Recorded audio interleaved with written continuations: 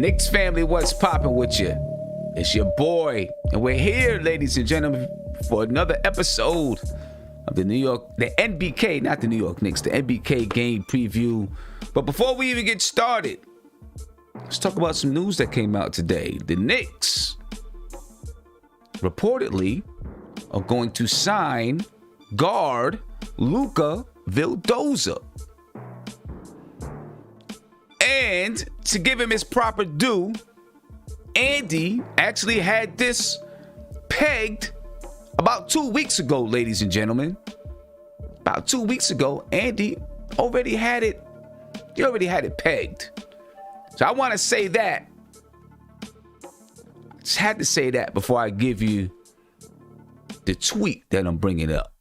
Okay? So Ian Begley says, after a late change of plans, the New York Knicks will not sign Semi Shitu, sources say. The club has an open roster spot. Sources confirm that the New York Knicks has been in talks with Argentinian guard Luca Vildoza to add him to the roster. At Hoops Hype reports there's a deal in place.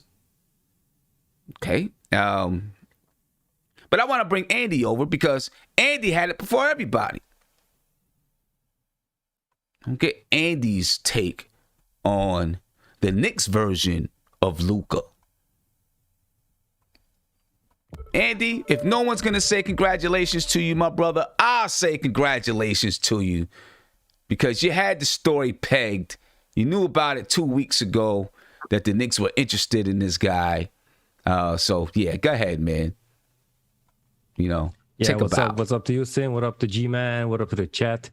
Happy to be on with you guys, like always.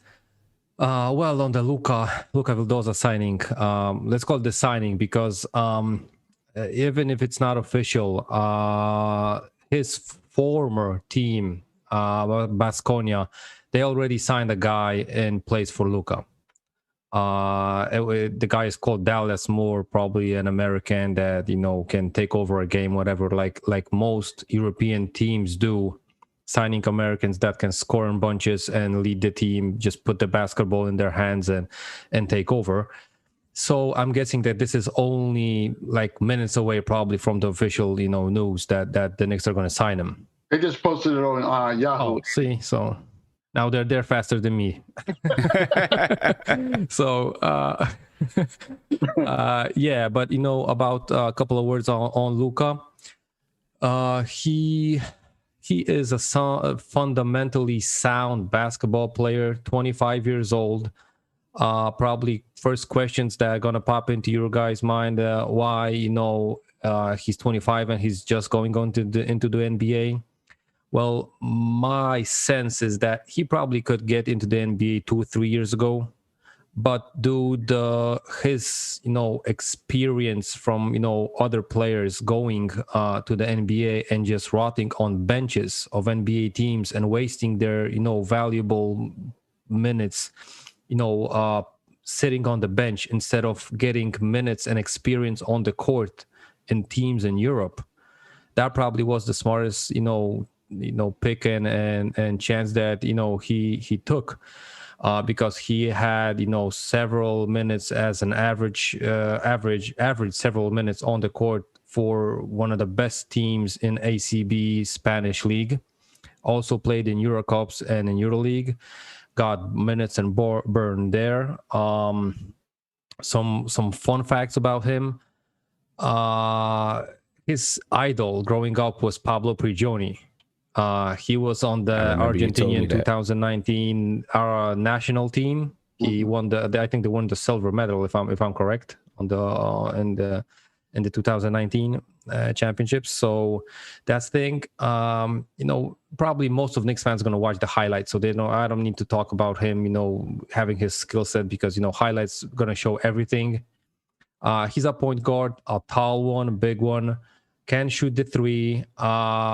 In Europe, though, if he felt he had a defender that's even a little bit weaker, he could show that swag. He passed those guys with the dribble under their, legs and stuff like that. So we might be in for a show. Then again, we got to keep in mind that, Tibbs is a conservative coach.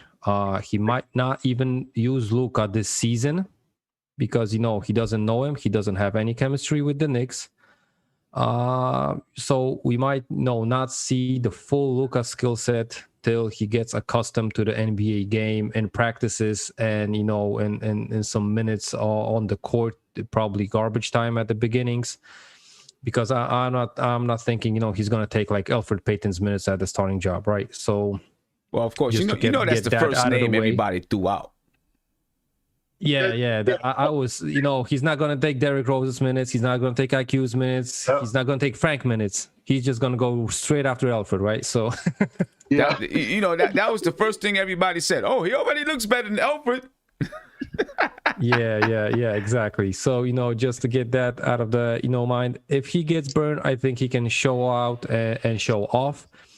Then again, I'm not having huge hopes for him because I know how Tibbs works. He has a solid 9-man rotation. Now Burks is back with the team, so he might, stretch it out to 10. Then, a guy that never was playing in the NBA, having minutes over even a Kevin Knox or a Frank Ntilikina, highly unlikely if you ask me.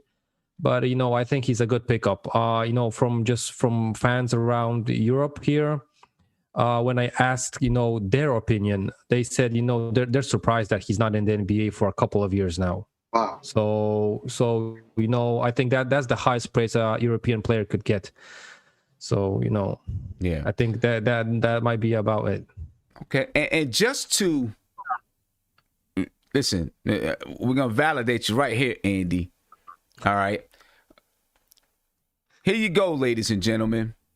April 17th. 11 days ago, Andy, you can skip the first part. He said, I saw the game. You could see Randle was telling the rest of the team, I'm getting this one. You can skip that one. This is from Andy, okay? Then he said, but I got news from Europe. The Knicks are looking at another guard, Luca. Then he, gives his little Andy laugh. And then he gives us Luca Vildoza. And then he gave us the highlights, and you can see the date stamped 4/17 at 5:12 a.m., ladies and gentlemen. Wow. So you can talk about hoops hype. You can talk about Ian Begley, and I love Ian Begley. You can talk about whoever you want to. Andy was on it, ladies and gentlemen. Kudos to you. I ain't giving no kudos. And we're not giving you any kudos either. Yeah. We'll talk about that offline. We'll talk about that offline.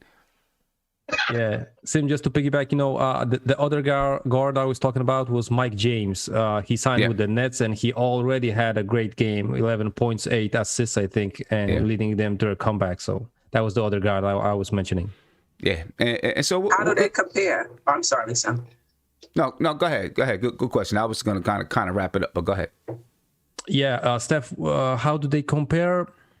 I think Mike James is more closer to was in the Europe League, and he was playing in the Russian League for CSKA Moscow. He was more like a Kyrie Irving. He could take the ball and just go with it and take over the game himself, right? Luka's more of a guy that likes to share the ball. His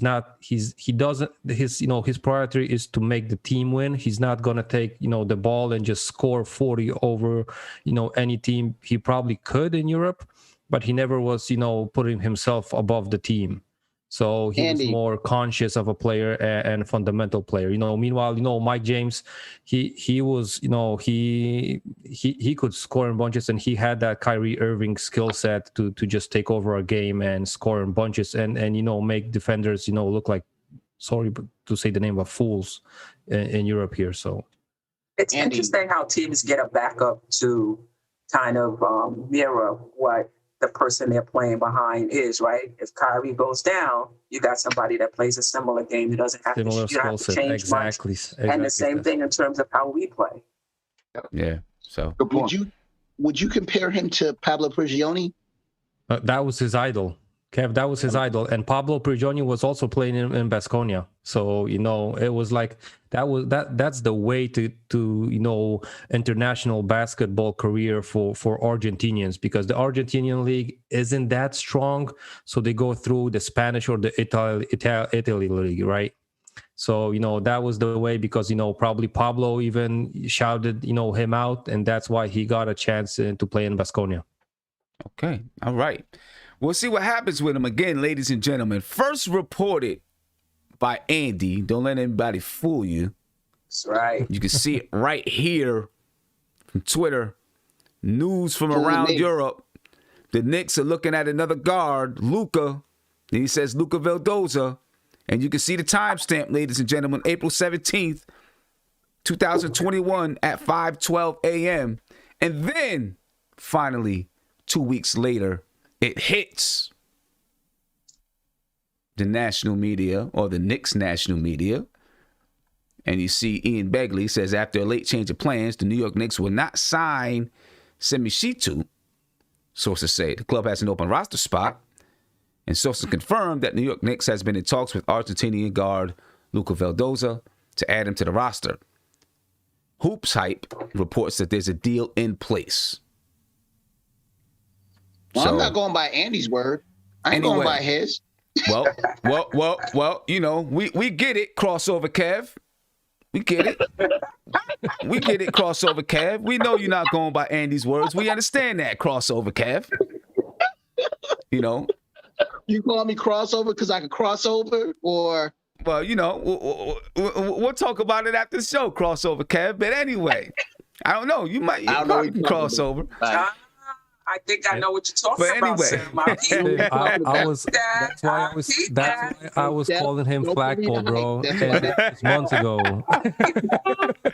Anyway, let's go ahead and get to this. With that come on, Kev, you know better. So, I don't know what you're talking about. You know exactly what you're talking about. We hear what's going on, Scrap. We know what's going on. You outside. It's okay. You outside. We see what's going on. Yeah. Let's go ahead and get to this game, man. This is another big one for the Knicks, though. It's another big one for the Knicks. Yep. Right? It's a big one. And the Knicks have a golden opportunity tonight. Golden opportunity. When you look at who everybody else is playing tonight, if they can get this win. Listen, the Hawks are playing the 76ers. Mm-hmm. That's a tough game for the Hawks, and they're in Philadelphia, I believe. You got the Hornets and the Celtics. One of those two teams is going to take a loss.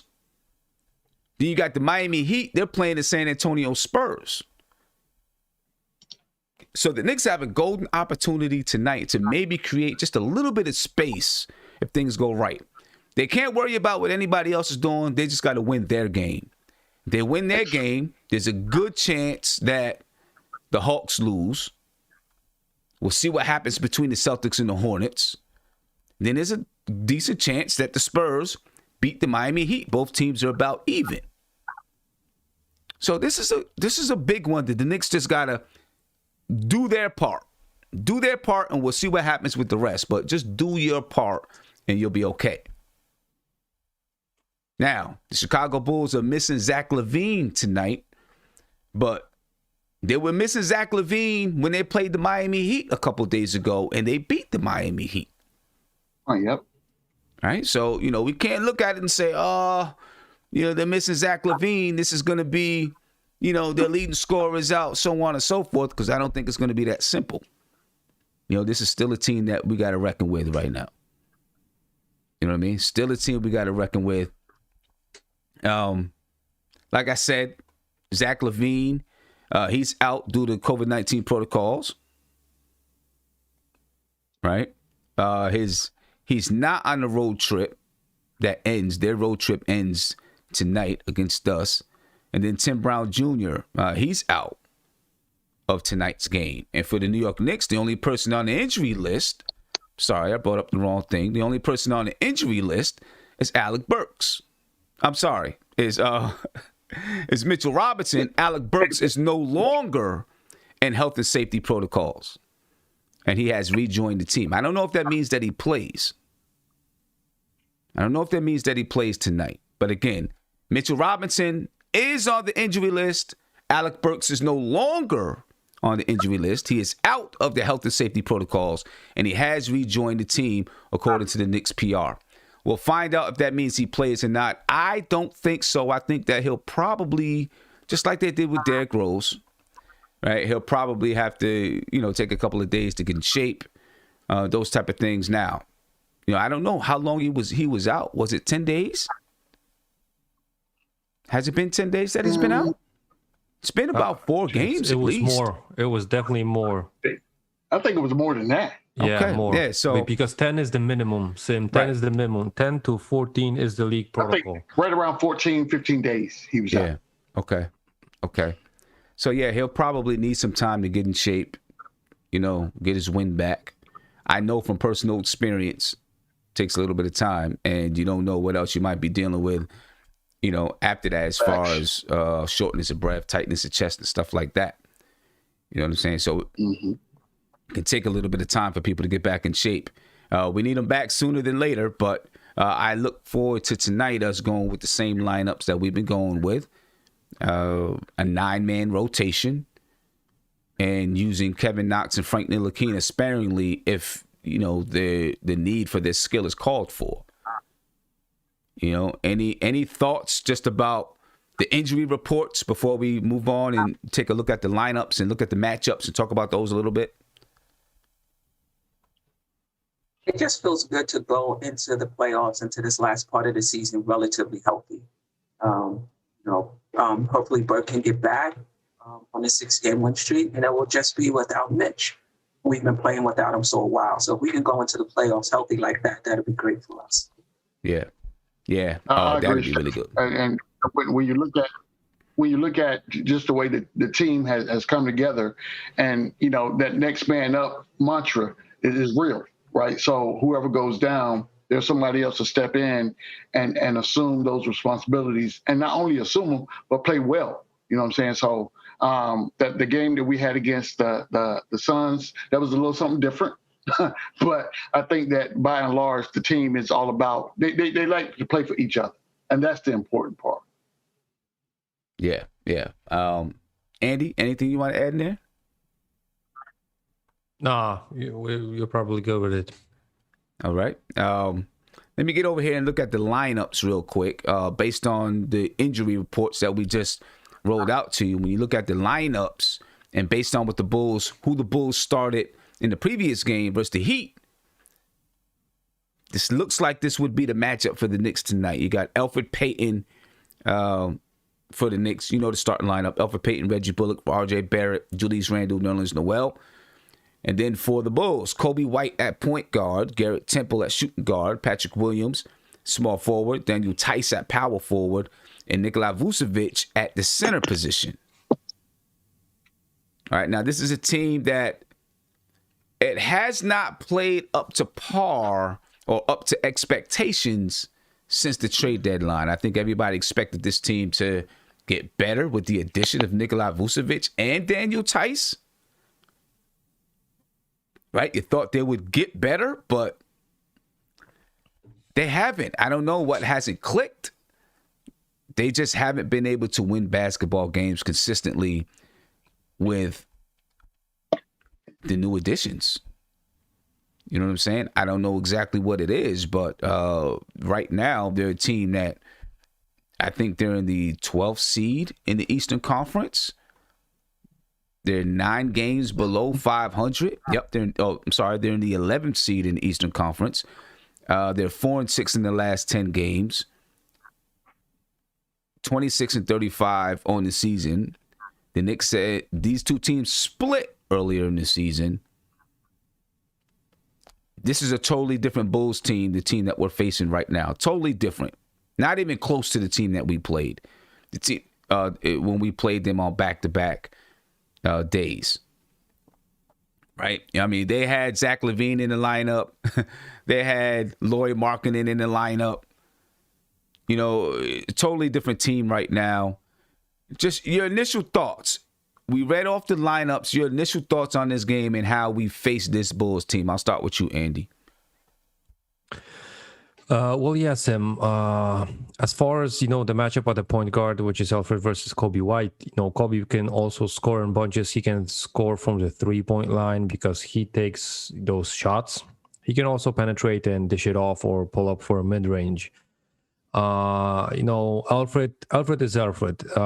He, even though last game he looked quite well at the beginning, he didn't get playing time in the second half. Basically, only just started the third quarter, and then he didn't sniff the court. So we're not going to know how that would go. No, but going further, Reggie Bullock with Garrett Temple. Garrett Temple is just a player like Thibs calls him, situational, right? He's situational, but also can score if needed. But he's nothing flashy, just straight up fundamentals, can shoot the ball, right? Further ado, it's RJ. I think he's also gonna have a listen advantage. Julius Randle versus Daniel Tice. That's barbecue chicken. No, that, and you can't call it other way around. The shout out to Kareem, but it's Tice was playing the center position for the Celtics last couple of years. He's a big guy. He has some muscle on him, but he isn't that fast. He has nothing great on him that could threaten Julius's offensive game. So he's just a body on the court versus Julius. Meanwhile, Nikola Vucevic, now he might be the problem. No, he's a big man. He's their trade acquisition before the trade deadline. The biggest one, maybe even the biggest name moved on the trade deadline. Why it didn't work? Why it doesn't work? I think he's such a big of a piece in an offense and on defense that you need to get accustomed and at least a couple of games under your belt just to see how does it work. And as a new coach, having so good of a player, you need to accustom him and change up the playbook and whatever sets defensive schemes you need to do just to fill him in with the team. So, but on any given night, he can give you a triple double. He can get a huge double. He can give you 30 points, even 20 rebounds. So you always got to look at Vucevic. He was killing us last year when he was playing on Orlando. So he's one of those guys that might win you a game basically single-handedly versus Netherlands, and I love Netherlands, but Vucevic is also crafty around the rim. So he's not, like most of the centers in the league. He's more of those European kind of centers like Mini Jokic and with that kind of skill set, right? And he's also stronger than Netherlands, but that could go for like 25 of the starting centers in the league. But it might be a tough matchup for Netherlands today.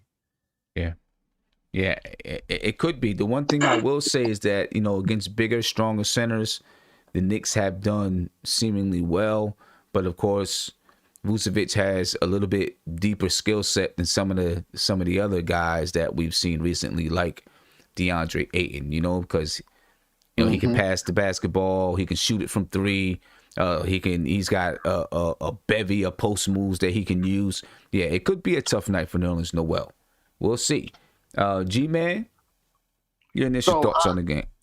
I agree with everything that Andy just said. I think that if I had a concern for tonight, it would be the Vucevic matchup. Ayton gave Noel the business down low, right? So, and then Vucevic's game is a lot like Ayton's game. What I'm hoping is, well, not hope, because hope is not a strategy. What I believe is this. I like that saying, though. I like that saying. Hope is not a strategy. Shirt, I got that on a shirt for real.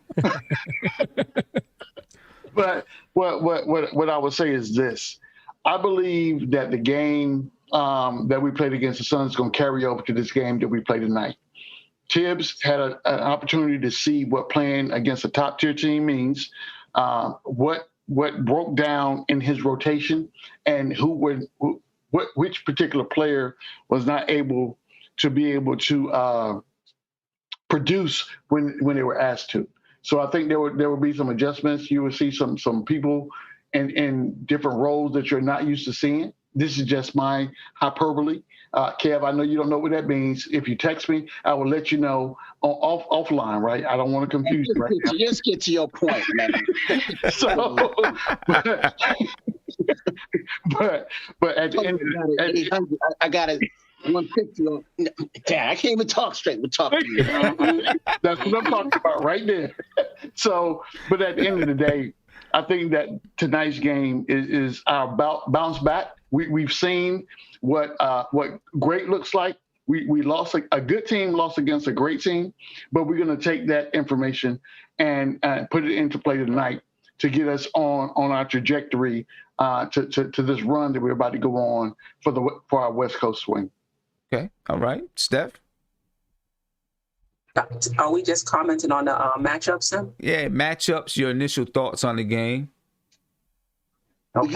We can comment on G-Man's face too, so and everything's open. Okay. I agree with Andy's breakdown of the matchups. I think Vucevic is the one that's going to give us the most problem. Sure. I think we win the other matchups, and I do think if Kobe White becomes a problem, we can put Bullock on him if Peyton is the one who starts on him. So as far as the matchups is concerned, that's the only one I'm worried about, but I'm sure the coaching staff is as well, and they have something, they have some adjustments they can make. As far as the game, we're gonna win. Sam, we have a good team. Like I'm kind of over, like we playing over our heads. We have a good team. Yes. And I'm not saying that we should take Chicago lightly. I don't think we are. I think we're playoff focused. I think we have a specific seed that we're looking for. I think they're disappointed they lost to Phoenix. Yep. I mean, I think we're looking at it as it's okay, that was the number 2 seed, but they're looking and they're going over the film and seeing every opportunity that they had to win that game. Yep. So they're going to come out today focused. We're a better team to Chicago. That being said, on any given night, right, any team can win. And just my observation from last night's game, you guys did a great job on the post game, by the way. I was able to catch that today. Thank you. Timely shooting and timely stops. There was times in that game, if we would have hit that shot, we could have held on to a lead, or we could have hit that shot, we could have cut into that lead, and it just didn't happen. But also there was some stops that if we would have got, we would have had another opportunity, and we couldn't get those stops, and they were able to extend the lead. But we were right there. It was just a matter of a shot falling or a shot not falling. So I'm sure they're disappointed. They're going to be ready tonight. Yeah. I believe so too. I agree with you. That they built up a 15-point lead early versus Phoenix. I didn't expect them to keep that lead. Right? It was right. Just too early of a 15-point lead. I was like, this team, Phoenix is too good. They're going to chip away at the lead. And so I did expect it to come down in the fourth quarter and be a drag them out type of game. And so many times the Knicks had chances to keep the game at a 4-point lead or a 7-point lead. And they couldn't hit those big threes that Reggie Bullock has been hitting, right? But he had a bunch of them in the second half that he didn't hit. But, hey, you know what? It happens. It was a very good measuring stick. And like G-Man said, this was the time for them I'm going to take notes, and we're going to go back and get better. You know what I mean? Because there's, it lets them know they got a lot of room to grow, but they can get better. You know what I mean? Evergreen. Right. Then I'm going to come to crossover last. I'm coming to Evergreen next. Then I'm going to come to crossover. And I do want... Let me get a couple shout outs in here. Mama said, became a member. Thank you. I appreciate you. Looking forward to seeing you sometime in the chat. And some of the other members only content that's going to be coming out soon, probably within the next day or two.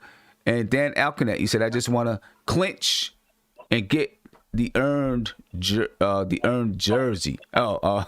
Okay. Yeah, I hope we hurry up and clinch. It's we still got some work to do. We still got some work to do. Then I see somebody else in here. Dorian Jones said, I love the work that you're doing. Appreciate you, my friend. I appreciate you. Thank you. Evergreen.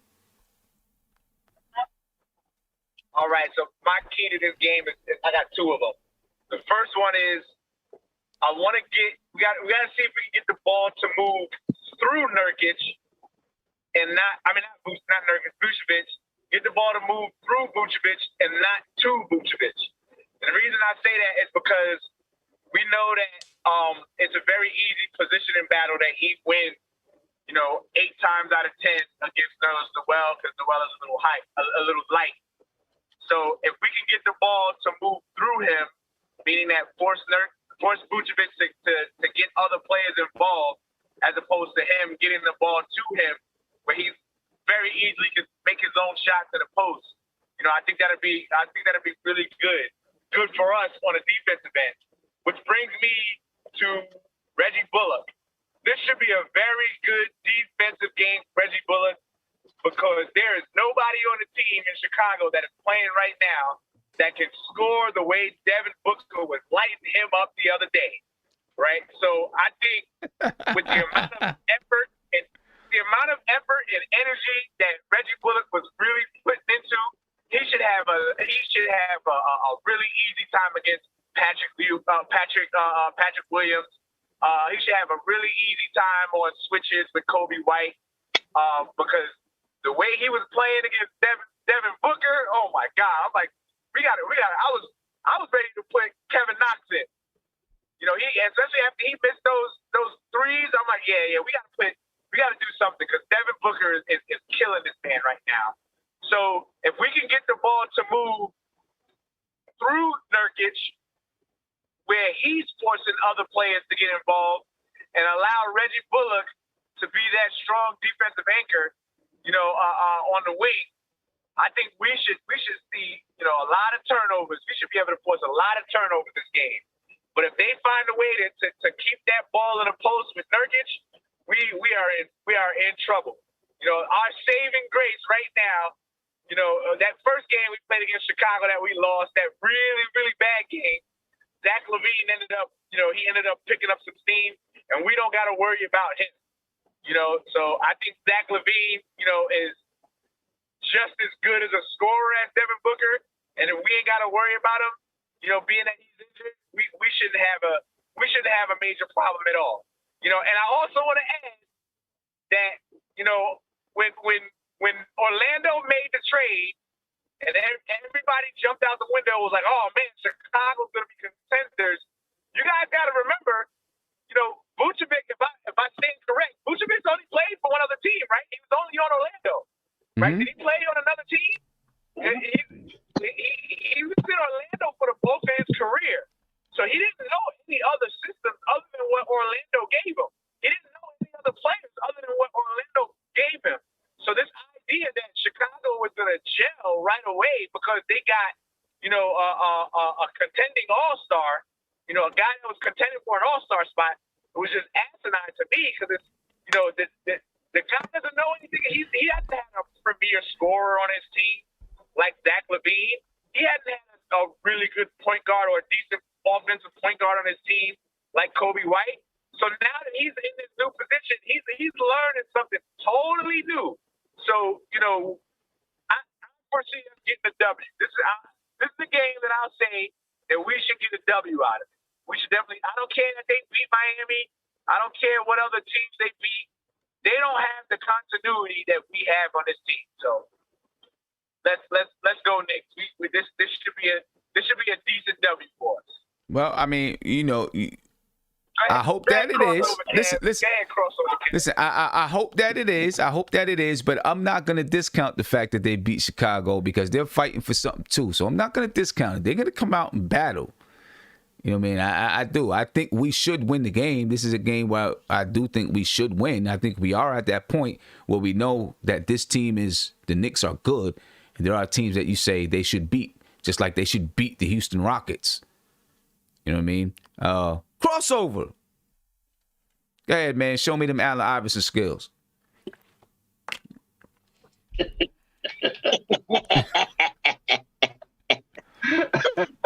Well, he showed you the step over.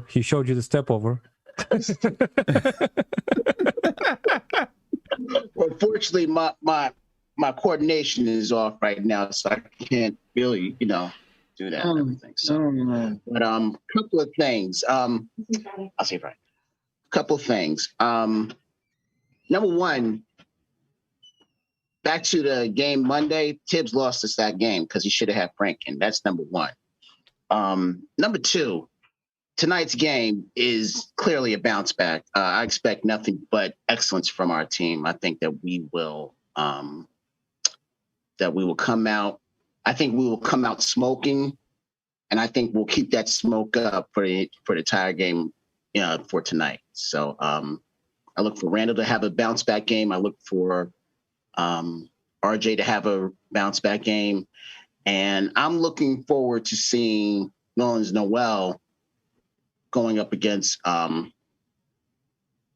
just call him V because I can't hardly pronounce his name. And I know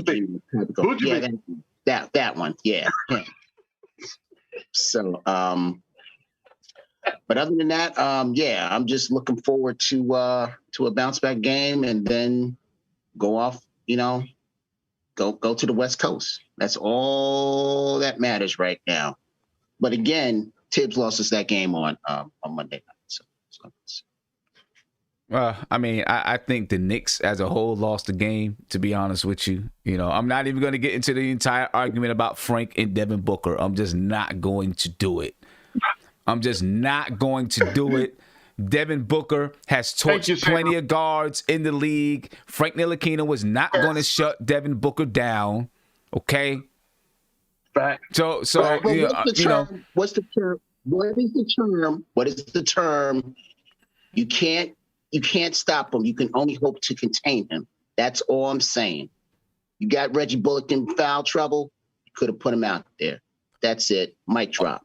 All I'm saying is Tom Thibodeau plays the guys that he trusts the most, and clearly he don't trust Frank Ntilikina at this point. That's fact. He don't trust him. He don't trust him right now. He trusts Obi more. He trusts who more? Obviously, he trusts Obi more. But you got to understand the positions, though. Right now, at that 4 spot, yes, he trusts Obi because Frank's not playing the 4 spot. I know. I'm just throwing it out there. I'm just trying to. He's trying to poke. I'm gonna tell you what that little munchkin over there is trying to do right now. He's trying to poke the bear. Don't poke the bear. Let the bear sleep. Leave the bear alone. I'm telling you right now. Right. If everybody doesn't know, Obi Toppin is G-Man's favorite player for it right now. So there it is. That's my guy. All right. Let me get to some keys of the game that I want to talk about. Here's the key. Going up against this Chicago team. Here's the key. Tibbs uses all his resources. That's a key right there. Use all your resources. Mute Kev, Sam. Mute Kev. Mute. Go ahead and mute. Some resources you just don't use. Some resources, you have resources and sometimes you don't use them. You don't use your dishcloth to take a shower with. Right? Kev does. So some things you just don't do. That's what I'm saying. You use the resources that you need when you need them. I like that one. That's a good one. Proceed. Yeah. Let's get to the keys to the game. Let's get to the keys. Keys to the game, ladies and gentlemen. Number 1, I want to see the team come out mentally focused after the loss. I want to see where their focus is. We should have a strong rebound game. You won 9 straight. You took an L. Let's say, I want to see them be, we need to go out and get this game. That's where I want them to be. I want to watch the pick and pop. Lauri Markkanen's not there, but Vucevic is there. He can also pick and pop. The Knicks have had trouble with that pick and pop this season. They've gotten better as the season has gone on, but I want to see them stop this team in the pick and pop, and it scares me playing this team because the first time we played them, they demolished us with the pick and pop. They demolished us on backdoor cuts. I don't want to see that happen again. Sustained defense, ladies and gentlemen. We got to make sure we're playing 24 seconds of defense going up against this offense. Right now, since the trade deadline, Chicago is number 1 in assists since the trade deadline. All right. And I know it says Chicago 23rd. No, they're number 1 in assists since the trade deadline. And in the last 5 games, they remain number 1, but they've actually taken their assist numbers up to 29.5 or something like that in the last 5 games. So I do want to make sure that we are playing sustained defense. All right. We're not giving up backdoor cuts. We're not letting guys just slash to the basket on us. And we don't stop playing defense after 1 or 2 plays. All right. We need that extra 3rd, 4th, and 5th extra effort on the defensive side. Watch the backdoor cuts. Just talked about it. Right? The first time we played them, they killed us on the backdoor cuts. We got to watch those backdoor cuts. Make sure that they don't get it off again. And then let's get good shots. Right? We don't have to pull up a whole bunch of threes, and that's not what we normally do. But Chicago, they allow 47.5% shooting. 47.5% shooting. And that's ranked 4th in the league. The 4th highest in the league. All right. So we should be able to score against this team. But it may not be from 3 because they give up only 34.4% from 3. All right. So, I think we need to get good shots, pick and choose what we are going to, how we are going to score. So let me read that over again. I want to read it a little bit clearer this time. So here's the keys to the game. Want to stay mentally focused after the loss. We lost to the Phoenix Suns. They snapped a 9-game winning streak. I want to see us come back, rebound with some intention to win this game and saying, with a little bit of sting, because it stung them. So I want to see how we rebound. We got to watch the pick and pop. They don't have Lauri Markkanen. He's not playing. But you got Vucevic. Right? And Vucevic can do the same thing. So we got to watch that pick and pop. Nerlens Noel, whoever else is playing in that pick and pop scenario, be on guard, be ready to talk, be ready to rotate. Weak side defenders, be ready to rotate and help. Sustained defense. Right? Chicago is number 1 in assists since the trade deadline. Like 28 per game. And in the last 5 games, they're at like 29 per game. And how do they do it? Well, the pick and pop. And then you got backdoor cuts, slashes to the basket.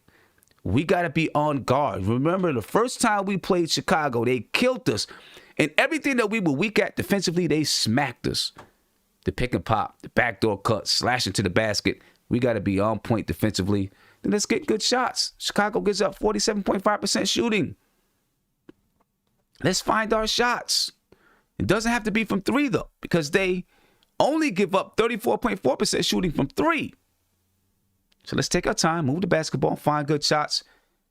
We should come out of this with a victory and holders of that 4th seed, ladies and gentlemen. What do you guys think? Anything you want to add to that about this about this team here?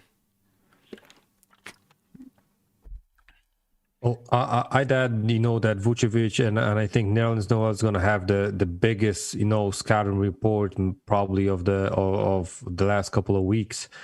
That Vucevic can also step into a 3. If they're going to put the ball, over the 3-point line in his hands, he's got to be close to him because he can pull up for that 3 easy. So, he got that easy trigger. So you got to be close on him at the 3-point line even. Yeah. I definitely agree there. He's he can be dangerous, man. He can be dangerous.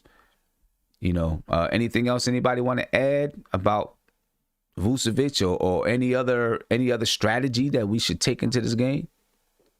I would just say, as I always say, we need to get back to playing fundamental basketball. You know what I'm saying? Because as long as we're playing fundamental basketball, regardless of whatever scheme or defensive scheme that a team comes at us with, I think that we can be successful. We have to rebound. We cannot allow a team to out-rebound us. If and when we get to the stripe, because we all know that those times are few and far between for whatever reason. But when we're at the line, we have to make those free throws, and we cannot turn the ball over and over and over again. That's free points. That's free chicken. You're just giving it away. And I like my chicken. I want my chicken in my kitchen. So when I get hungry at 2:00 in the morning, I go in the refrigerator and pop it in the microwave, put some hot sauce on it, and I'm good to go. Surprised you got a refrigerator. After you, Andy. Yeah, just to piggyback on G-Man's officials thing. There were already reports that the NBA has problems with officials, referees because of COVID. Yep. That's why most, like the third official is probably going to always be an official that was having games in the G League. That's the kind of big problem that the NBA has at this moment. And most of the officials that are sidelined with COVID or with the protocol were the young, the oldest and the most experienced refs that were calling the playoffs last season and even before that. So the NBA has a real problem with this, and I think as a coach and as a coaching staff, I think they really have to put an influence for the Knicks players on this, because you can't expect calls from the refs anytime, but certainly under this kind of circumstances that the refs are young, you might some gonna be whistled those easy fouls, whatever, but they also might miss them. So you gotta feel out the game really fast and then go with it. Yeah. Steph, you. Yeah, I was gonna say I agree with all of your points for the game, but just to highlight the first one, we're still learning this team. They won 9 games in a row. They lost 1. Is this the beginning of another slide heading into the 6-game road trip, or are we gonna be mentally tough enough to win this game? We're the better team. So are we going to win this game tonight? So I'm interested to see how they come out, how they approach the game, and how they play throughout. Yeah. Crossover.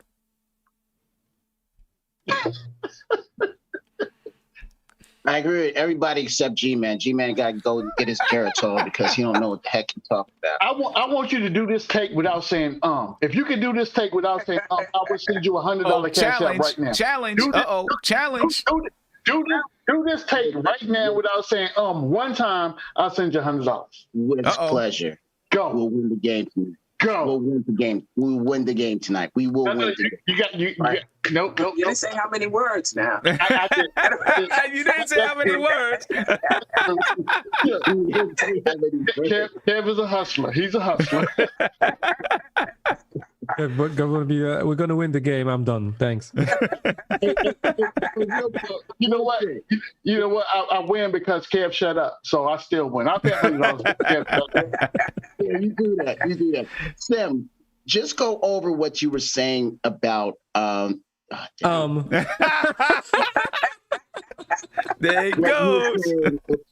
Yes. No, go ahead. What you were saying about RJ, about his defense. What you're saying, that you said something on Monday before the Phoenix game about his defense. Right. That something has to improve. What did you say?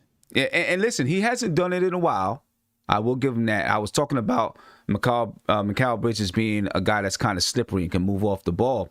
And one of the things with RJ in the first Chicago game, he was one of the culprits. Early in the season, RJ would, his defensive stance would allow the defender to slip behind him, right? And so they would, people were getting backdoor cuts off of RJ a lot. You know what I mean? Now, he's fixed it, I think, as the season is going on. You haven't seen as many people cut back door on RJ. A few teams were able to do it. Charlotte did it. Gordon Hayward was tearing RJ up the first time we played him. Oh, man, it was bad. That was the first time I was like, holy cow, RJ's like really getting smacked defensively. And then when we played Chicago, you know, they were backdoor cutting. And that's what Gordon Hayward did to RJ. He was cutting in front of him, cutting behind him. You know, because RJ sometimes, one, he gets in position where he doesn't keep the defender in front of him. Even if, let's say, your defender is in the corner, you can still position yourself. You can flatten out so that you can see where the ball is, and you can still see your defender, and your defender doesn't have enough room to cut baseline. Right? So you can still do that. But RJ had his body turned a little bit towards the ball and, you know, maybe a couple inches, giving a couple inches so that the defender can slip behind him. And then RJ's looking at the ball, doesn't see his defender. Next thing you know, that guy's gone. And then RJ's like, oh, wow. You know what I mean? I think he's done a lot to fix that. But the key, you know, but I just don't want to see it happen again because this is a team. They will, you know, they cut to the basket. That's how they get those 29 assists. They don't shoot a crazy percentage from the 3-point line, right? But they do a lot of cutting to the basket. Right. You know, so, you know, we got to watch it. Yeah, but the key is you got to see the ball, see your man, correct? Yeah, exactly. You got to see the ball, see your man, and you know, it's easy. A lot of young players, they don't always see the ball, see the man. They have their back turned totally to the man. I'm not saying RJ does this, but they have their back turned totally towards the man, or they're not keeping their head on a swivel. You know, I don't know if you guys can see my head in the chat, but you know, normally you're gonna be like, you know, you can point at both, and you're looking at the ball, and then you look at your man real quick. You're keeping your head looking at both, and if you back up enough, you can see both out of, you know, from your peripheral vision. You can see both the man and the ball. You know, if you back up too much, then you're gonna give him space to cut in front of you. But you can see that, and you can get there, and you can start to face guard it, or you know, deny the cut or jam the cut. You know, if they cut in front of you. But, you know, it's just something. I think RJ's worked on it, though, and I think he's gotten better as the season has gone along. I haven't seen it in a while, actually, where somebody just kills him with some backdoor cuts. You know, so hopefully it's not something we have to worry about. So would you say, in your opinion, that's one of the reasons why Kevin Knox can't be on the floor? Because of stuff like that? Little things like that, probably. Yeah, probably little things like that. You know, of course, you know, even on the offensive side, you know, just some little things on the offensive side too. But those type of little things are important. Those little things lose you games all the time. Those little tiny things, not knowing where your guy is, you know, just little things, not keeping your head on a swivel, you know, not setting a strong screen or not fighting over the screens. Those little things that so many people overlook lose you basketball games all the time. So important to the game. Yeah. And that's one of the reasons why Tibbs prefers to play vets, because the vets understand those little things and they understand the gamesmanship of a basketball game. You know, there's just little gamesmanship things that go on in the basketball games that vets get, and they understand it. You know, and sometimes rookies don't. You have advanced rookies that do, but sometimes rookies don't. So that's why Tibbs likes to go with vets. You know, I think it's also funny. So do you see how Tibbs? Do you see how Tibbs reacts over mistakes? Can you imagine rookies? He would have been killed already. He can't handle it. He can't handle it. So he can't handle it. Just keeps his blood pressure down going with the vets. Yeah, it does. That's a fact. Because you got young guys out there. You're gonna see all kinds of wild stuff happen against Phoenix, right? You see IQ throw a pass across the court, super high. You know, I mean, you can't get mad at him because he's young. That's what's going to happen. Right. But those type of things drive you crazy. Right. Crazy. Right.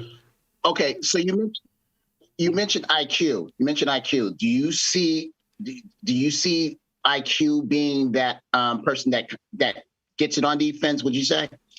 I think he's gotten a lot better. He's got a ways to go, but I think he's gotten a lot better. defensively. And, I see him going a little bit harder defensively, working harder to stay in front of his guys. It's the little gamesmanship things that you got to listen. When you're in the league in a while, someone get the ball on offense, they grab the ball and they do a quick scan of the defense. Okay, where's his feet positioned? Right? How is hips positioned? How is arms positioned? Is he looking at me or is he looking away? Right? You seen a few games ago against the Lakers, Elfrid Payton took a split second and looked away to see where, what screen action was happening across the court, and Dennis Schroeder blew past him. That quick. Bang. He looked away, Dennis Schroeder was gone. Right? Yeah. I mean, you got the ball in front of you. You really don't have to worry too much about what's going on over there. You got the ball in front of you, but he looked away that quick. Bam, he was gone. So good offensive players, they scan. They do a quick less than half a second scan of the position of the defender, and they know what they can do. Calculates that quick. Boop, boop, boop, like a computer. And they know what they can do.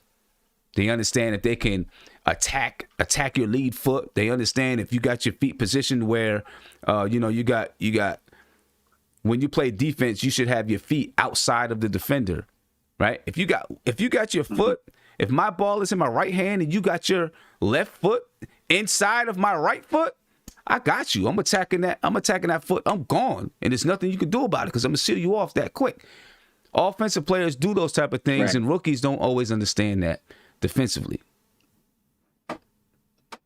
So, I just told you guys a whole long story on why, Tibbs likes his vets, but either way, half the people are probably like, what the hell is he talking about?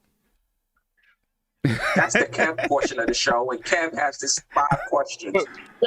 That's why Kev put them glasses on so he can Yeah, when Sim said scan, Kev was like, let me see this. When I said scan,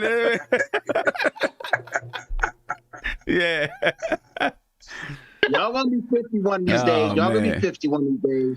I'm getting there. I'm getting there. Already, Kev. Already. I'm getting there. Shout out to Jaden Saleo. He said, do y'all think Iman Shumpert could have been somebody the Knicks should have signed with their open roster spot? Former Knicks defensive player, been working on the 3, heavy playoff experience. He might have been somebody that, they had on their radar. He would have fit in with Tibbs and them, I think. So he could have been someone that they had on the radar. I'm surprised Brooklyn let him go. I'm surprised Brooklyn let him go. Yeah, well, they needed a big. They needed to have big guys. So, they had to make room to make sure that they got a big in there. I do want to take a look at quickly just comparing the stats of the two teams for the season. These are overall stats for the season. The Bulls are averaging 111.6 points per game. The Knicks scoring average is jumping up there, ladies and gentlemen. Right? They've been averaging 100 and, over the last 6 games. I know before the Phoenix game, they were at 121 points per game over the previous 5 games before Phoenix. They scored 110 in Phoenix. So it probably jumped down to 118 or something like that per game over the last 6 games. Or 5 games, or whatever you want to say, right? But the Knicks are scoring the basketball much, much, much better. Their offense is caught up to the defense. They're now averaging about 107 points per game. The Bulls average 44.6 rebounds per game. The Knicks 45.5. For the season, the Bulls are averaging 27 assists per game.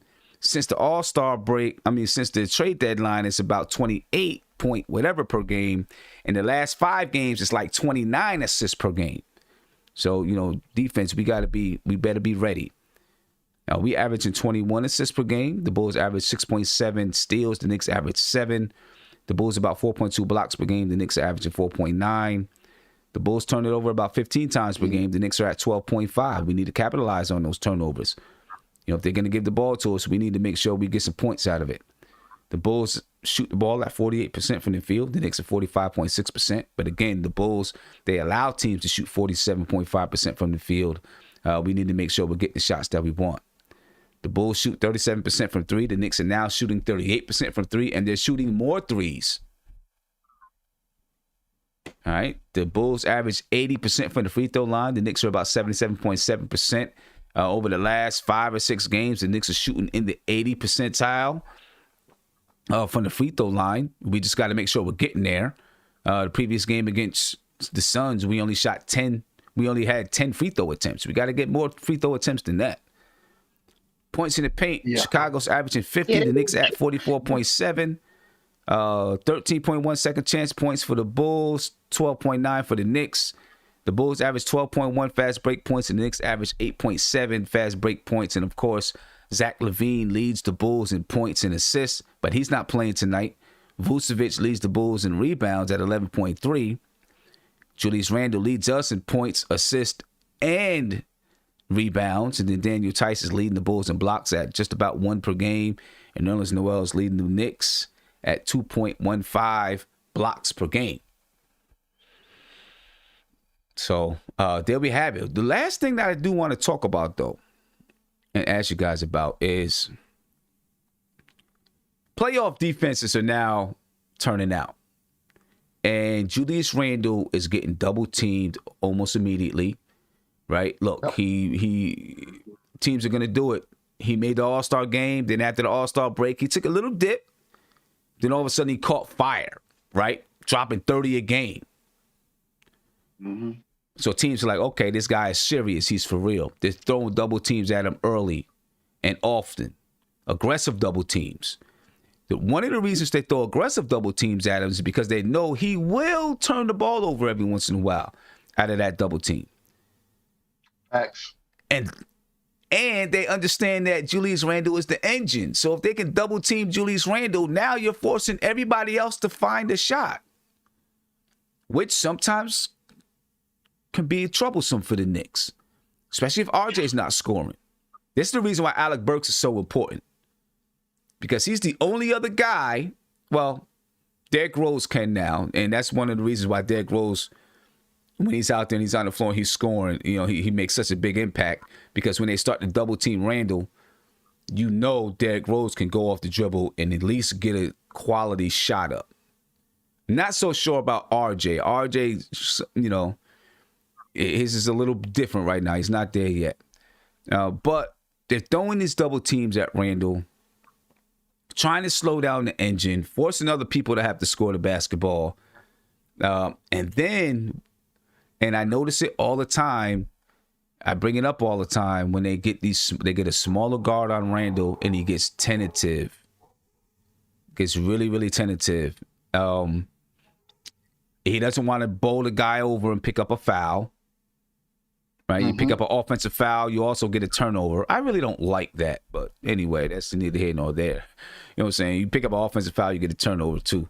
But he'll you know, so they put someone small every once in a while on him.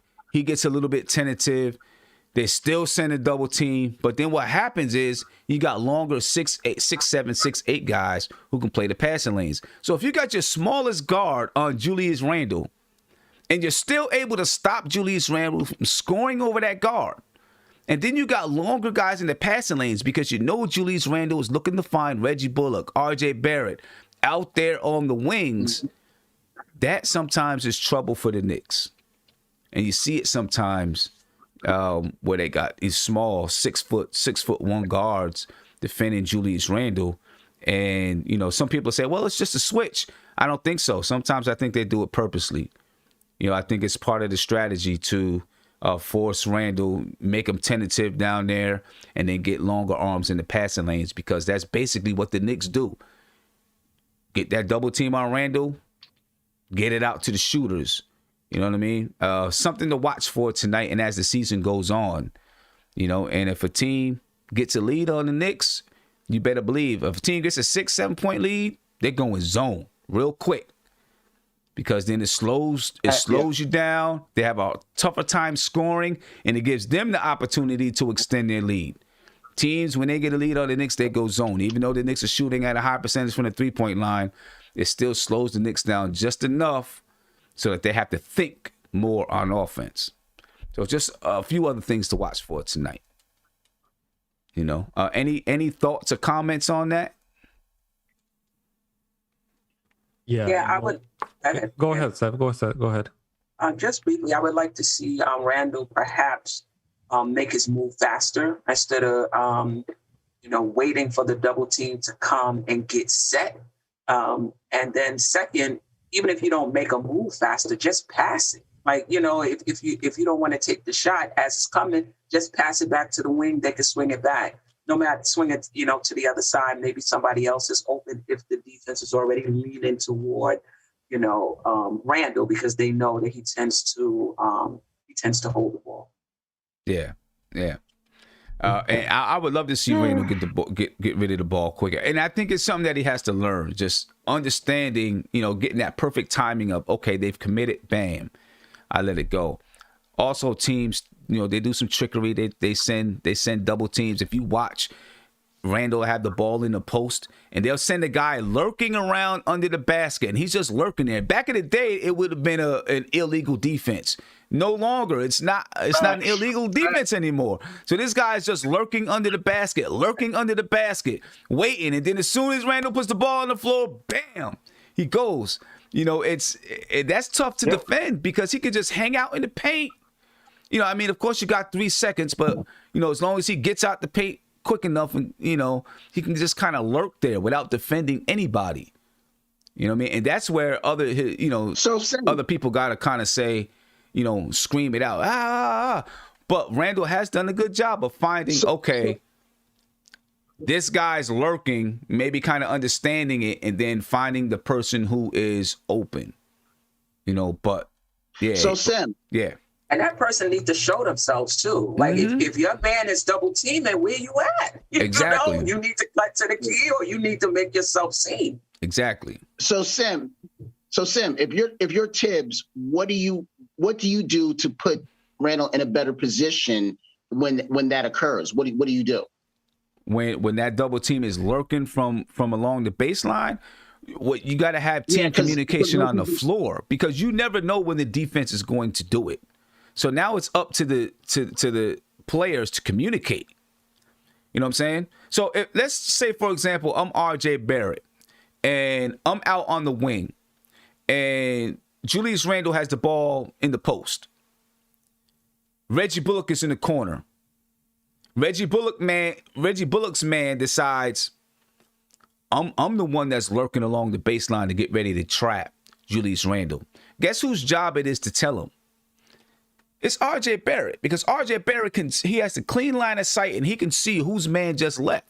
So he can say, yo, Ju, look for Reggie in the corner. Look for Reggie in the corner. His man is trapping. You understand what I'm saying? So, they've got to be able to communicate on offense in that way, and talk, because Reggie can't do it. Reggie's over in the corner. Julius Randle's not going to hear him. So it's got to be RJ Barrett or whoever else it is to say, yo, look at this guy over here. Or your point guard. Or your point guard, if your point guard is in position. But it's got to be the person that's in position. You know what I'm saying? Because if your point guard is not in the play, he's not going to be able to call it. Or whoever it is, whoever's not in the play, they're on the other side of the floor. They can't call it. You can't hear it. But the person that's right there, I just said RJ Barrett. Not that he's done anything wrong. I just picked the name out the hat. But the person that's right there that maybe delivered the ball to Julius Randle in the post, so that's either RJ Barrett or Elfrid Payton. If they didn't clear out and they're still there, they got to let them know. Let him know where the double team is coming from, because he's not always going to be able to see it. So your teammates, you got to communicate. Got to communicate. Let me get to a couple of super chats here. All right, my man Kevin McLeod. Thank you for the super chat, my brother. He said, I love my brothers and sisters on the panel and the chat, except for G-Man for life. Hashtag Nilakina forever. These guys, man, I don't know. We're going to have to do a NBK boxing match or something like that. And then G-Man for life, thank you for the super chat. He said, first, let's give Kevin's props for parting with the $5. So he would not get his pocket for dinner tonight. Salute to the wonderful Knicks fans. Let's get this win tonight, hands down. Let's go Knicks Nation. Yeah, we might need to get it, Maybe we have to do a virtual video game boxing match between these two. Hey, you know what G-Man's name gonna be? It's gonna be Jelly Bean. That's what it's gonna be. Jelly Bean. Oh my God! What? Yeah. See, you know what? I'm not even gonna dignify that with don't. I'm not. So what? Again, what my job is to bring everything back to center, right? So to Sam's point, is I think that tonight's game again gives the team an opportunity to right the wrongs that they identified in the game against the Suns, and set the trajectory on what we're doing moving forward as we go into these games on this West Coast swing against teams that are statistically they're good teams, right? We don't know who's resting who's going to play what, and what all that is. We don't care about that. What we need to do is solidify what we're going to do moving forward in this swing. I fully expect for us to finish these last 10 games out 7-3. If we can do that, that's a 41-game season. Yeah, man. That we won, and that's success in my book, right? And I hope and pray that we can accomplish that. But again, we have to be able to take these opportunities to learn from our mistakes. Number one. Number two, one thing Steph always talks about, right, is timely baskets. I don't care if you score 30 points. That doesn't matter to me. What matters to me is when those points come. You know what I'm saying? So if a team is on a run and, you on a 12-2 run and you get, 3-pointers back to back, those are timely buckets. That gets us back in that momentum, and that kind of energizes the team. And one other thing I want to address real quick, and Sam talked about this a little bit before. When you are when people try to slow our offense down, we have to be able to move the ball. We cannot let the ball be stagnant. Don't hold the ball for 10 minutes and try to figure out who you want to pass it to. The ball has to swing. If you swing the ball, that keeps the defense on their heels. When the defense figures out what you're doing and they can eliminate what your advantages are, you have to work that much harder to be able to score a basket. We can't do that. We got to continuously move the ball and to the open guy, right? And stop settling for free, jump shots. I need for you to put your big boy pants on and then drive to the paint. That's what I need. Yeah, but G-Man, if you drive into the paint and you're not getting fouls, that's a problem. And I saw that with RJ on Monday night. He was driving to the basket and they weren't giving him any calls. I agree. I'm going to keep doing it. I agree, Kev, but if you don't drive, you're not going to get the call. Exactly. So you have to drive until you get the call. See, they're going to have to give you that call. So if at some point in the game, what you don't want to do is not turn the game over to the refs, right? And I understand we have gotten bad. There's been a huge disparity in the amount of foul calls we get when we go in the paint. And that's obvious. And to Andy's point, referees are suffering with the COVID and everything else. And, you got these rookie referees out there from the G League trying to officiate an NBA game. They're out of their depth right now. So they're finding their way as they go. But if you are not in the paint, you can't get the call. So stop, shoot these threes or whatever the case may be. Get your butt in the paint and make somebody defend you. I mean, legitimately, the only one that's really driving to the paint is Rose. Well, Rose and Alfred. Payton. Yeah, Alfred. Yeah, you can say his name. Don't be afraid. They're not gonna the chat's not gonna throw darts at you. You're at home, so don't be afraid to say his name. I was trying to say his name. I'm just saying, don't anytime anybody says anything. I'm just saying, anytime anybody says anything positive about Alfred, you might burn up. You might burn up. Listen. I do not hate this man. I do not hate this man. I'm not talking about you, Kev. I'm not talking about you. I'm talking about from other people in the chat. If you say something positive about that man, they gonna burn you up. So you feeling real sensitive right now, Kev. What's really going on? You know, my name has changed. I didn't even notice. I'm crossover.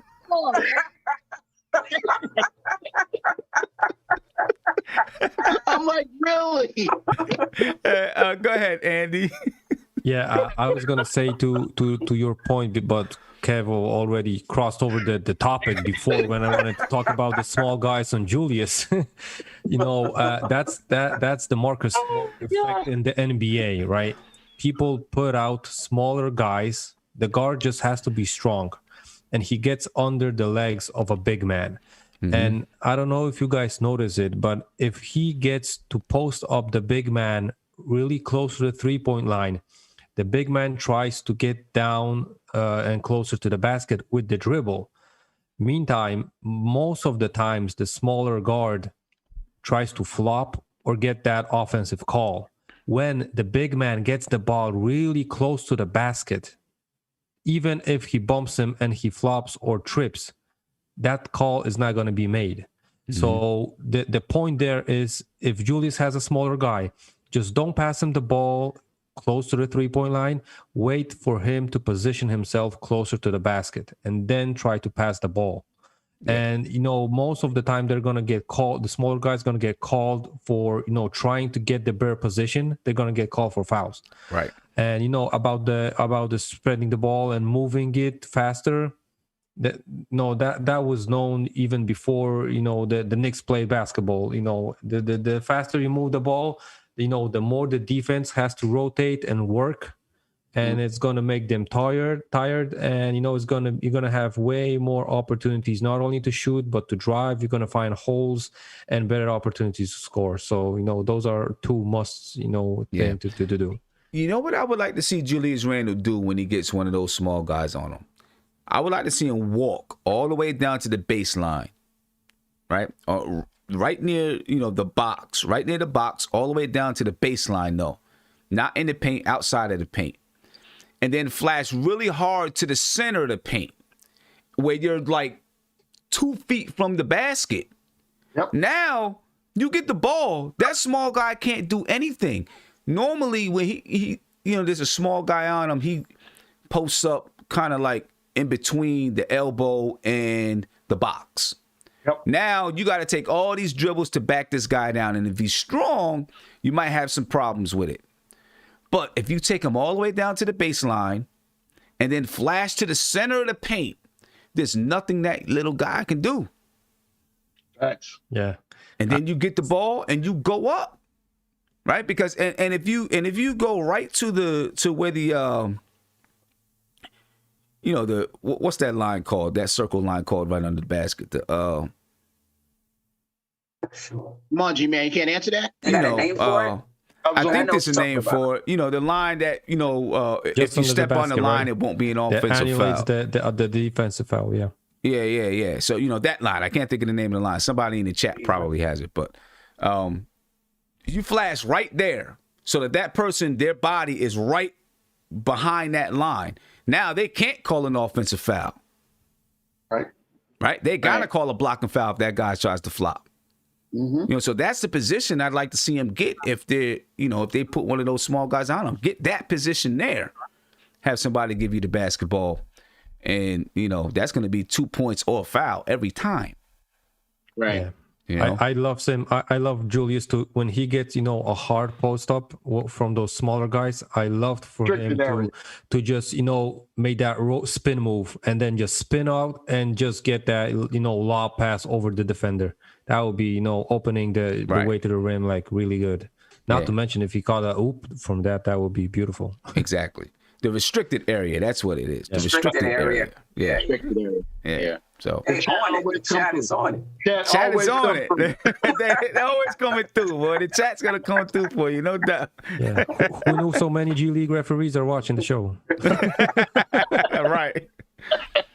But one of the things I noticed in the Suns game is that Rose was actually had the ball in his hand a lot, even with Randle on the floor. Now, I don't know if that was just because Randle was having an off game, but I actually really like that. I get a little nervous with Randle in clutch moments when he has the ball in his hand. Yeah. I would really prefer him to play off of somebody else in those situations when the game is close. I don't know. He just makes me nervous. Like he gonna turn it over. He gonna take a fadeaway three, or so I just get nervous.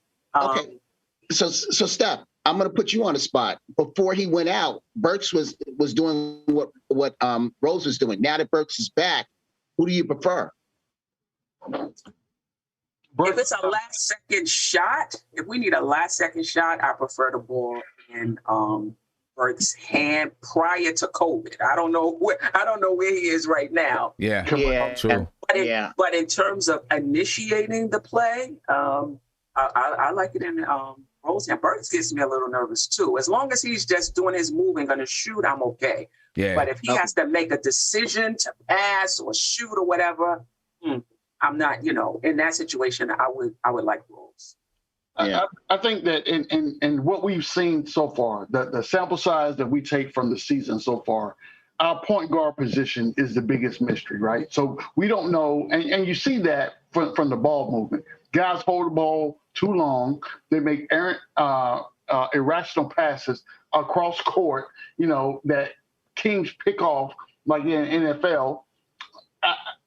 I guess until you get comfortable with the flow of your point guard, that floor general, that we will continue to have these problems. It's a good problem to have because regardless of what we're going through, we're still successful regardless of what that is right there. But that just exemplifies the fact that we need a point guard, a true point guard on the floor at all times. We do, and we probably don't have time to talk about it, but I wonder, the way Julius handles the ball, what kind of point guard are we going to get? And do we have to take into account how Julius plays? Do we need a traditional point guard? Would Julius give up that role and just play off the ball? Let me ask you this. Go ahead. Anybody on the panel,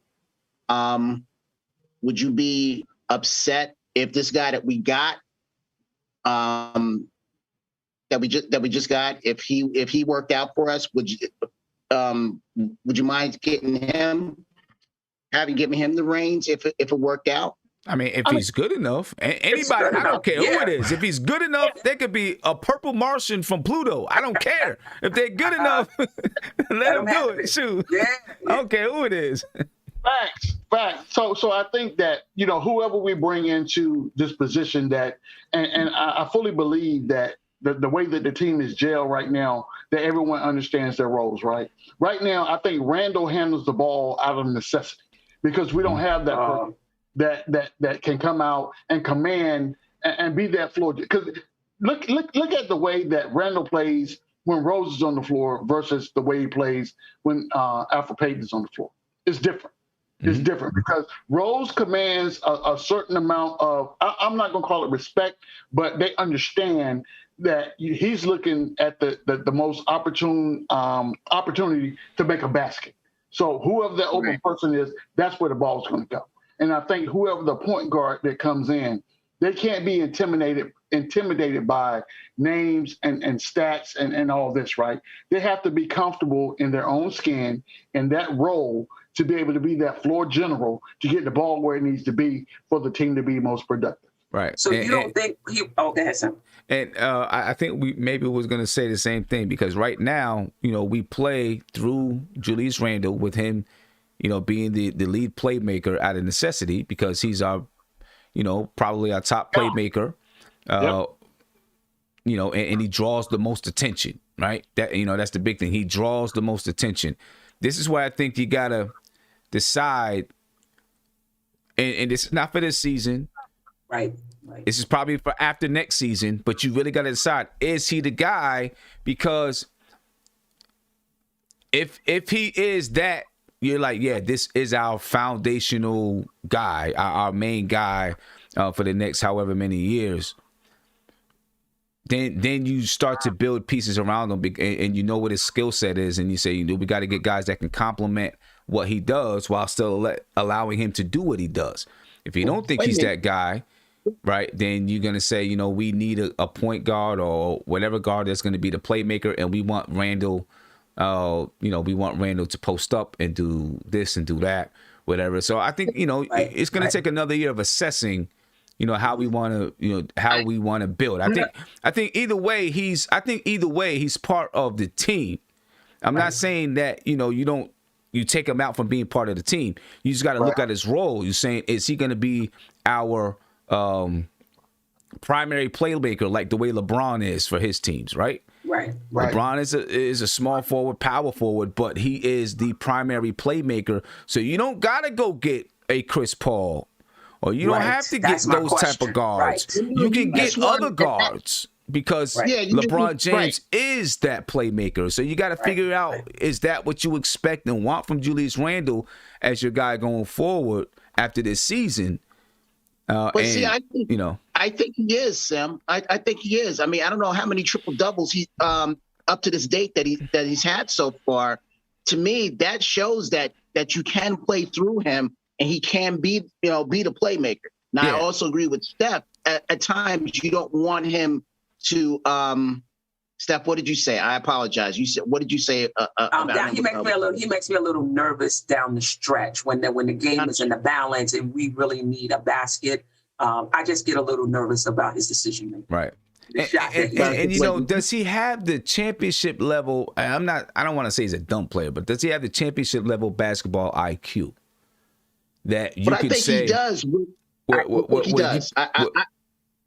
Where you can say he is going to be the guy that creates on a championship level team. He's going to be the guy that creates 75% of our plays on offense.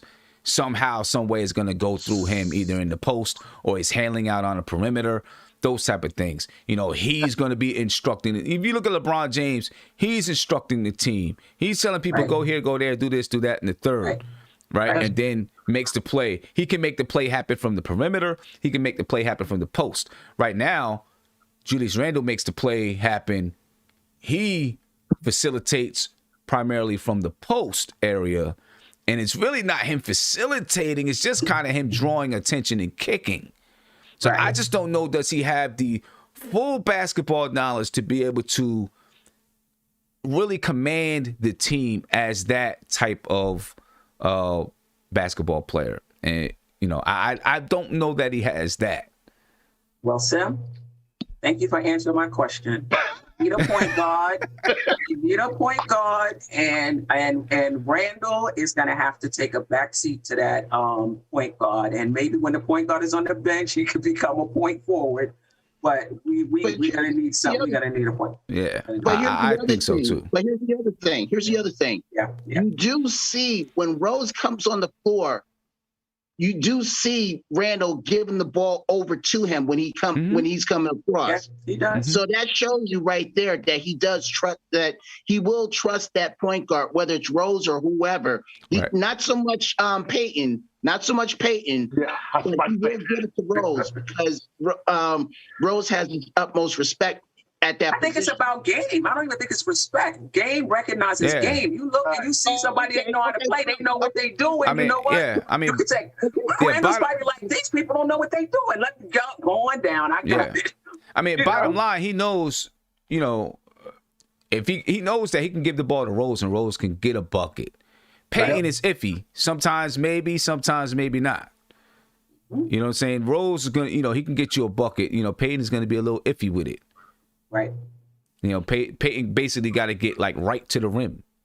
I guess sometimes that little floater, the little shovel up in the air, but most of the time he's got to get right to the rim. So of course, if Peyton's got it and you're going to say, who's got a better chance of getting a bucket, me or you? With Rose, he might be like, you got the better chance of getting the bucket today. RJ too. You know what I'm saying? So, yeah. Well, we'll see how that works out when we get there. But for now, we're riding through Randle for the season and see how far it takes us, man. See how far it takes us. And that's okay. And that's okay. And that's good. Okay. That's perfect. That's good. That's okay because because here's the thing. Say you do get a point guard. Then that point guard goes out. You can say, well, we can fall back on this until this point guard gets back. What you were saying, Sim, was you don't know if he has that championship championship pedigree. Is that what you were saying? Not pedigree, no. but just can he command the team on a championship level? Because like I'm saying, you look at, and the reason why I bring up LeBron James when I'm talking about this is because they have the same body type. They're both, power forwards. LeBron kind of small forward, power forward, same body type. And right now we run through Julius Randle as the same way other teams play their game through LeBron James. But LeBron James does it on a different level. In the way that he handles the ball. He's out on the perimeter a lot of times like a point guard, instructing guys, moving guys like a point guard. He's just not doing it from the post where he kicks it out. Sometimes he's actually making the play happen by pointing guys and telling you go set a screen here, you happen there. And then when that happens, he's able to find the right guy because he can see the play happening before it starts. You know what I'm saying? I don't think Randle's on that level. So I don't know if he'll get to that level. I think that after this season, when we go into the off season, after Randle has a playoff experience, then he will go. Of course, experience is the key, right? So he will be more informed as what it means to be a playoff team. Yeah, I'm gonna need to mute your mic because every time I'm talking, you are always distracting what's going on. I'm gonna need you to mute your mic. Does that tell you something when you talk? No, but boss man called him back to work. He said, "No more of this being at home all over NBK. I'm watching you, Kev." you spending too much time on NBK. I'm gonna need you to get paid, do the work of the game. But for Randle, I think to your point, Sam, what he's doing right now is out of necessity because of the way the team is constructed. He knows the strengths and weaknesses of the people that's on the team. I think Tibbs has put it in his head that until we get someone in here that can take that load off of you, then I expect you to fulfill this role.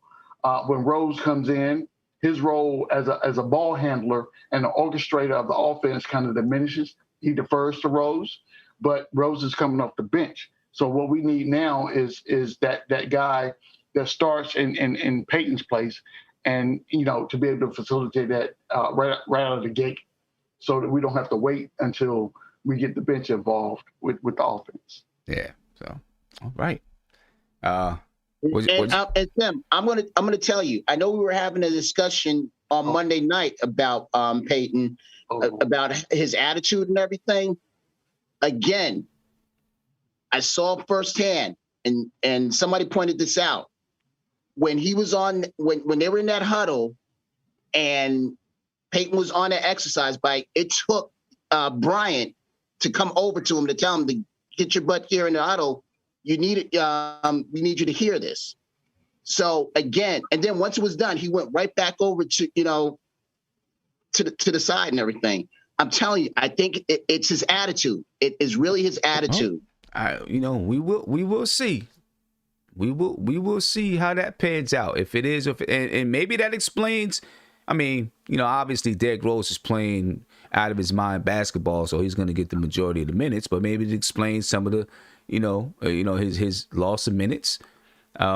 It could be that. I mean, he could have just like I told you before, Kev. I've had players where, I don't call them into my huddle till I need them sometimes and say, "Hey, come here, I need you to hear this." Right, because when you go back out there, this is what I'm going to ask you to do. It could be that. It could not. It could be something deeper. We'll find out. We'll find out soon enough. Yeah, we will find out soon enough because Tibbs is he's probably not going to blow up and go crazy. He's probably just going to be like, okay, well, wait till free agency comes. We'll see what happens then. We'll see who gets the last laugh. You know what I'm saying? We'll see who gets the last laugh. I ain't got to jump up and down and start hooping and hollering. Don't worry about it. It's okay. Right. Especially because right now is the worst time for him to hoop and holler over something like that. Because you got to focus on winning. So if somebody's not doing, something like that, if it's, to the point where, it is a problem like that, then he's probably not going to address it right now. He's like, you know what? We're going to focus on winning. We'll get to that when we do our exit interviews. Yep. You know, after whatever happens, we'll get to that then. Because, you know, everything just has to be on winning right now. You can't look at or focus on anything else. So. The only thing I see right now, if you watch Hard Knocks, the only thing I see is Alfred Payton. Somebody coming to his door, knocking on his door and say, hey, the coach needs to see you and bring your playbook. Right. Absolutely. Oh, garbage bags going out the front door. We will see. Man. It's going to be interesting to see how this team shapes up when you know, in the off season. You know, we enjoy this ride now, and I think they're going to look at it and hopefully. And I think this front office is a realistic front office, right? Right. You have a lot of people that look at this and say, "Let's see where this takes us next year." Yeah. You would have a lot of front offices that do that. Let's see what happens next year. I do think that this front office is probably looking and understands, like, you know, we have some holes. If we can upgrade at this position and this position, right, we can be a whole lot better. Mm-hmm. You know, so they're definitely. But here's the good thing. Right, every free agency, Knicks fans, we go into the summer and we got all these high expectations, right? And then we make some minor moves and Alec Burks, you know what I'm saying? I mean, come on. Nerlens Noel. Well, I think people liked the Nerlens Noel. Most people liked it. But, you know, and all over social media is like, oh, you know, the Knicks, you know, instead of signing KD, they signed Julius Randle and da-da-da-da-da, you know, and all that kind of stuff happens. Yep. But this season, let's just say you go into the off, you know, well, we're going to go into the off season. We go into the off season and we don't pick up, you know, nothing major happens. Right. You're going to feel a lot more confident, though, coming back to the season. Yeah. Right. Yeah. Right? Because you're going to know, okay, you know what? Nothing major happened, but we think we could come out and, you know, win some more basketball games this season. Yeah, you'll still have those pessimistic Knicks fans talking about how we didn't do anything. A la Josh and I'm gonna call him out there, Uncle Fulio. How we didn't do that. So Can I say this really quick? Sim, you pointed out how our offense is better in these last few games. I don't know if it was the winning streak, the last 5 games, whatever, but we're giving up a bit more points during that time as well. But that's okay. And it just goes to show when we configure our team next year, if we have a little more offense and we're giving up a little more defense, you could still win that way. And you get a little more breathing room because of the offense. We're giving up a little more points, but we're scoring more and we can breathe a little better that way. So I wouldn't mind adding some offensive players if our defense goes down just a little. Just a little bit, right? Yeah. And then as long as those guys in the fourth quarter can step up and knuckle up on defense, I think that's going to be the key. You know, but, you know, sometimes you got to give up a little bit because one, you know, it's hard to find just straight up two-way players. And then even when you do, you know, if you play basketball out there, the load for you to be extremely good defensively and extremely good offensively for an entire game is just hard. Yeah. It's just hard because you may come down on one play and play crazy defense. You get the ball back, and now you're tussling with somebody down in the post. Right. You're tired. You know, that's tough. So, you know, when your offensive players are going to take, they're going to take a couple players off on defense. Absolutely. That's why I'm a proponent of the zone every once in a while. Yes. Right? Because you can let some of your guys rest a little bit on the defensive side while still being in the zone, you know? That's why I don't mind playing the zone at all. Wish Tom Thibodeau would do more of it. Facts. Straight facts. But anyway, I'm going to head up out of here, ladies and gentlemen. And I do want to say this. Yeah, I don't know if I'm going to start it tonight, but maybe, you know, with the next game, Twitter Spaces just opened up for me. I don't know if you guys are aware what that is. It's sort of like Clubhouse on Twitter. But, you know, basically I can talk just talking to my microphone, and I can let some other people come in and talk with me. So I think what I'm going to start doing is maybe 10 minutes before the game starts, just have a quick conversation before the game starts on Twitter Spaces. I don't think I'm going to start it tonight, but maybe against Houston, I'm going to start doing it. Just got to, so yeah, it's pretty cool. It's pretty cool. I love to talk, so okay. Yeah, it's pretty cool. Kev, you're not invited. You are I know. He's going to cross right over to Twitter Spaces. Anyway, ladies and gentlemen, I appreciate you guys. Enjoy the game tonight.